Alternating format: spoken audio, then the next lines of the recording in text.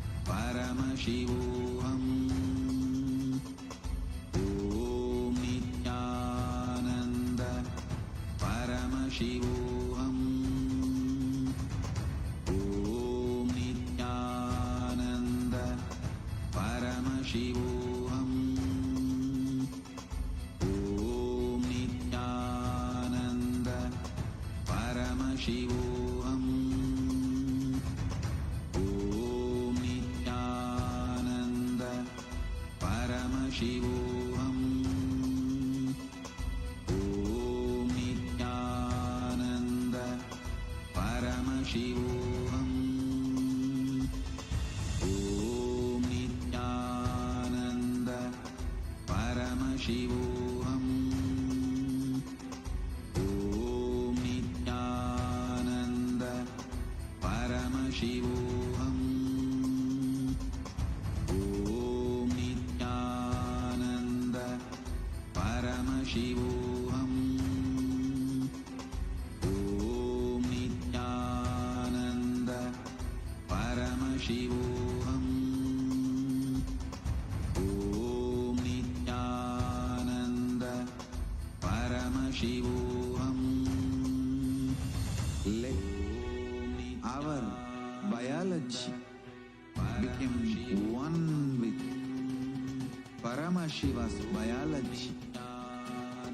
Let macrocosm we carry become one with microcosm.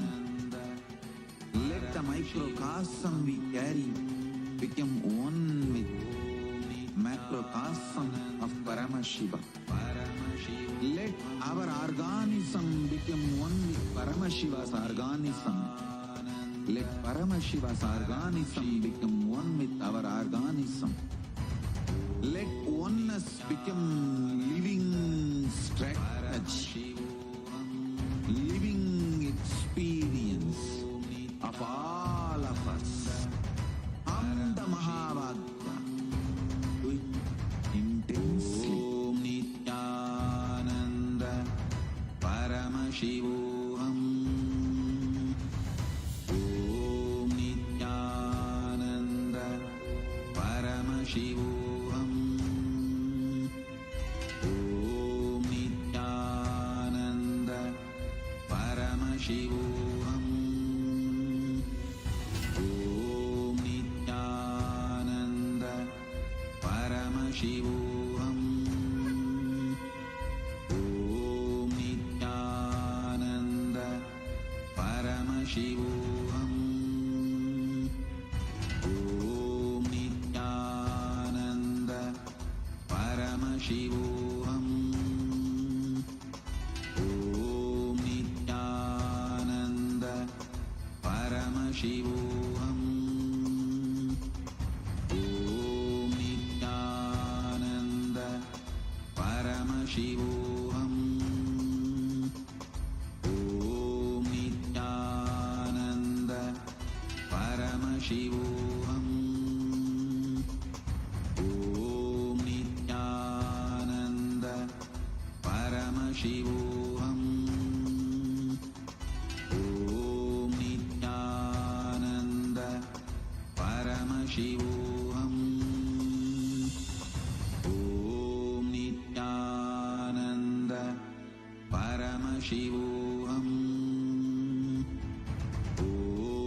Nithyananda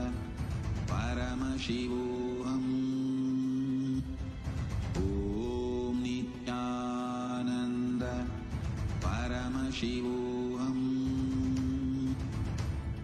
Om Nithyananda Paramashivoham.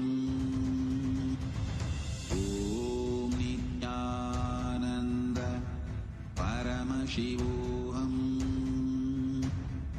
Om Nithyananda Paramashivoham. Om Nithyananda Paramashivoham. Om Nithyananda Paramashivoham. Om Nithyananda